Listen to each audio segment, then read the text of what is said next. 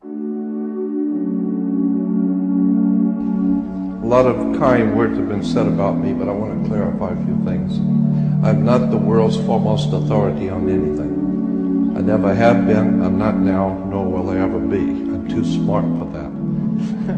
You may be a wonderful person, you may be very sincere, you may have done wonderful things, you break the law, and what goes around comes around. Consequently, it's all money, it's all manipulation and exploitation coming out of Phoenicia, Canaan. It goes back to the old Sumerian, Babylonian systems of words and terms and symbols and emblems that have been used to manipulate the whole human race. Because our masters don't give a damn about you or your family or your destiny with God. All they care about is what they have always cared about, and that's controlling the whole damn world.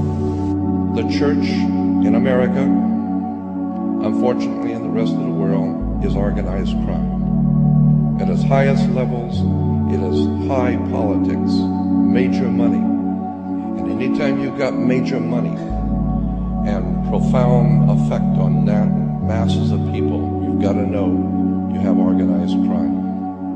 To help me, and this one teacher said that if you can tell an audience something about God so that the whole audience can understand it, then that will prove conclusively that you don't know anything. Because any pea-sized, ignorant, ill-informed, unread brain like yours cannot represent the divine presence in the universe. We do not know the hand of God.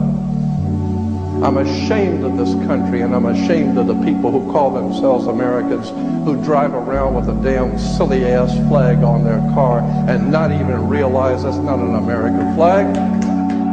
You can bet your bottom dollar that the religious institutions of this world are at the bottom of the dirt. The religious institutions in this world are put there by the same people who gave you your government, your corrupt education. The Knights Templars who set up your international banking cartels in the 12th, 13th, and 14th century are the same people that gave you educational institutions, colleges. And consequently, the world is filled with violence, bloodshed, or disorder. Good people are dying. There are children who are starving. Our world is in trouble. And people are calling out to God for protection. People are calling out to God to help our nation, and never realizing for one moment that the divine presence in the universe not listening. Why?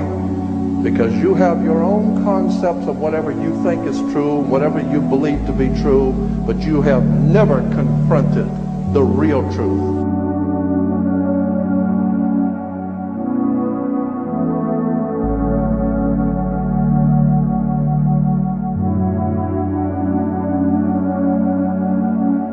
We have something called the California criminal justice system. Criminal justice, not American justice system, not the people's justice system. It is the California criminal justice system. You think that's by chance?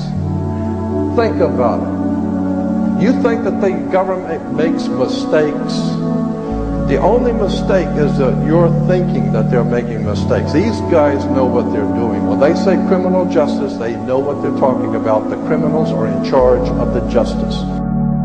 So consequently, when you go to church, just remember, it goes back to Mother Circe in Greece. Circe, if you go back to the library and get some books on Greek mythology, it will tell you that her name gives birth to what we call the church today.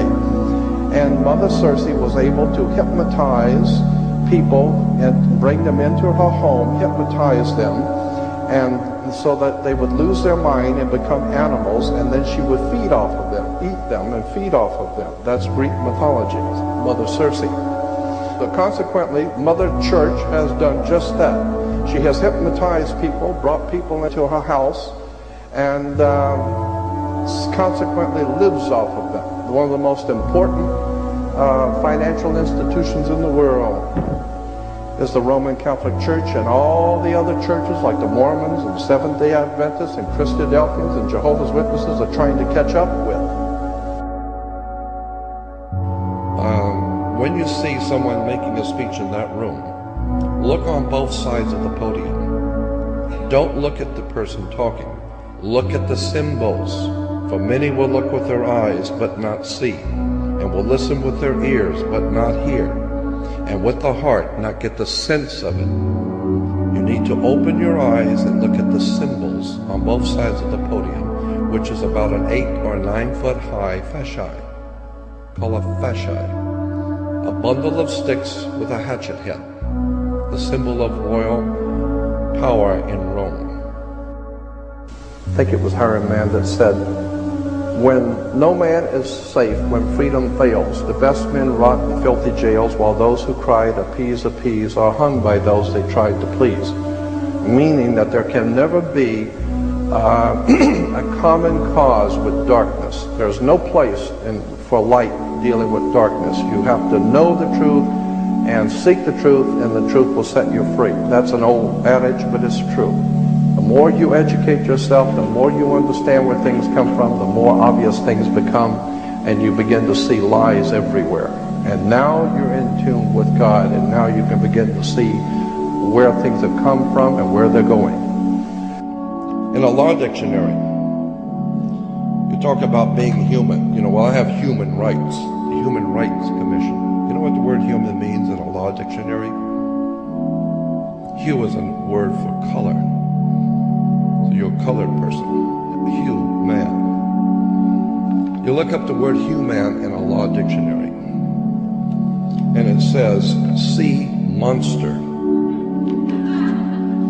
Law dictionary, not Jordan Maxwell. Sea monster. Okay, you look up the word monster. A monster is a human being by birth, but in some parts resembling a lower animal, a monster, having no inheritable blood and cannot be an heir to any land.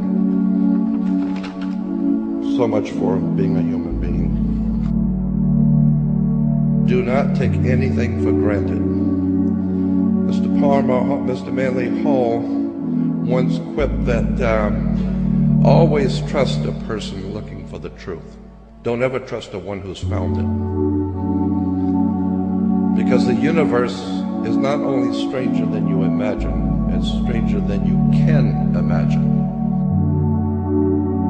The Passover is simply the sun passing over the equator, coming back to the northern hemisphere to become the Lion of the tribe of Judah.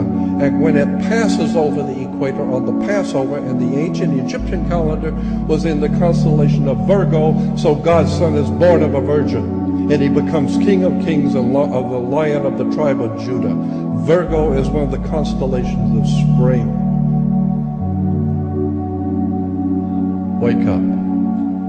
The entire thing is astrotheology.